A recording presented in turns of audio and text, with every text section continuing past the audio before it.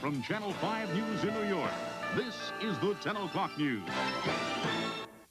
Might be expecting to see a lot of drama and intrigue in those courtroom pictures, but most of that comes from television shows like Perry Mason or from the movies. Steve Powers reports.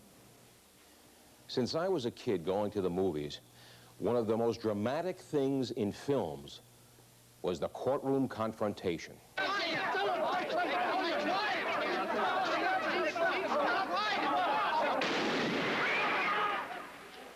Gentlemen, need I remind you, you are in a court of law? It has everything. High emotion, confrontation, good versus evil, a clash of personalities, even comedy. I object, Your Honor. This trial is a travesty. It's a travesty of a mockery, of a sham, of a mockery, of a travesty, of two mockeries, of a sham. I move for a mistrial. You realize there's not a single homosexual on that jury? Yes, there is. Oh, really? Which one? Is it the big guy at the end?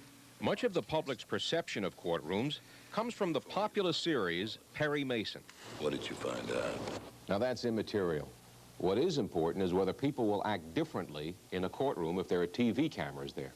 People sometimes get nervous and don't say what they mean to say in the glare of the television cameras and lights.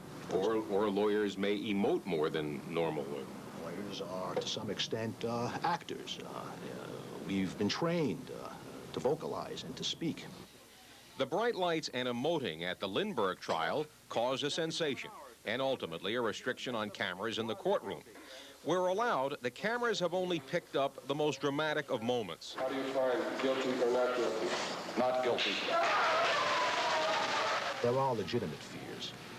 The fear of taking, for example, a 2.5 or 3 hour in-depth cross-examination and confining it to a 15-second blurb on television, which I understand is required for the sake of time, yet the public may not receive an objective and fair evaluation of what is happening. So can TV work out in the courtroom? Well, it has in 43 other states.